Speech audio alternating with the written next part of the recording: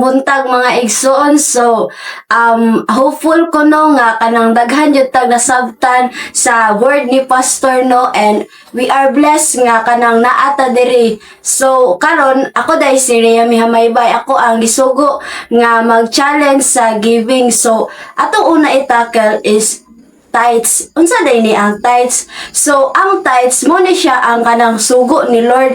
Tas ana siya diri nga kanang common na kay ni siya na verse sa tithes, gana siya diri sa Malakias 3:10. Ana siya diri nga dad-a ang tibuok nga ikapulo ngadto sa templo aron adunay pagkaon didto. So lahi ako o makita ninyo nga ablihan ko ang mga bintana sa langit ug ibubo ko kaninyo sa madagayaon gayud ang mga panalangin.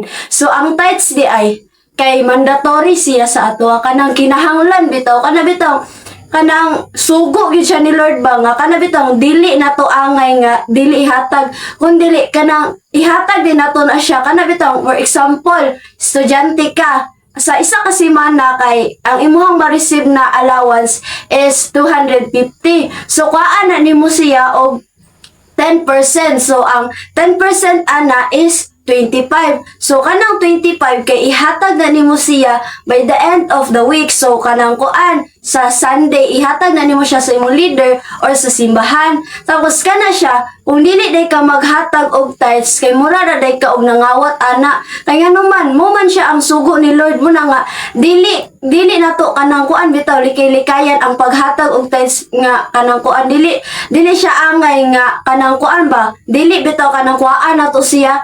For example, kung mo na imuhang tithes unya, gikwaan lugar nimo siya, mura ra gyapon ka og nangawat kang Lord ana. Ay ngano man, kang Lord man na siya dapat kana bitong ay uli nato kang Lord ang 10% sa tong kwarta, tas kanang kuan naman kay siya kanang favor na kay siya sa ato ba kay ang 90% kay naa sa ato atas 10% ra ang ginapangayo ni Lord sa ato ang sweldo bitaw. Tas mo na nga kinahanglan jud siya nga ihatag nato kang Lord balik ang 10% sa ato ang ma-receive na money sa tibuok nato semana. Tas unsa pud di ang offering? Kaning offering kay kana siyang kanang paghatag nga kinasingkasing nimo. So basahan ako diri sa 2 Corinthians chapter 9 verse 7. Ana siya diri nga busa kinahanglan nga maghatag ang matag usa sumala sa iyang gusto o dili magsubo o magunahuna nga gipugos siya kay ang Dios nahigugma sa malipayong naghatag. So kani di ay offering di ay kay dili day siya magmatter kung pila ang imong gihatag. Ang kuan day siya, ang ginalantaw day ni Lord dili ang kwarta kun dili ang kasing-kasing nimo kung malipayon ba ka nga naghatag. Kay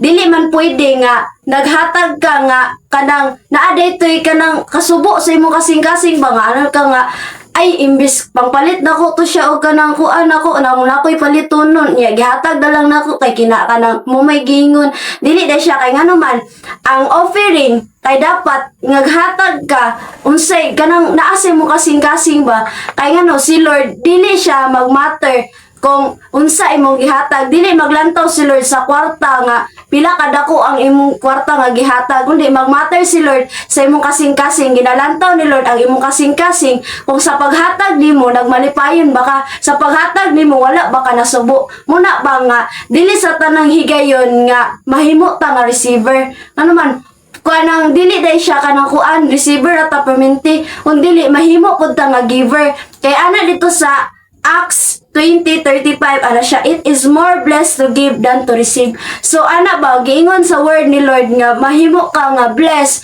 kung mas dabaw ang imong ginahatag kaysa sa imong gina-receive. Muna ba nga dili sa tanang panahon igo ra ta mo mudawat kung dili muhatag pud ta kung unsay naa sa atoa. Muna ba nga mas the more ka nga gina-bless ni Lord kung the more pud ka nga nagahatag, the more pud ka naga-faithful sa imong ginahatag. Muna ba nga sure testimony lang na sukad nga nagahatag ko, sukad nga naga-faithful ko sa akong paghatag diha sa akong giving kang Lord.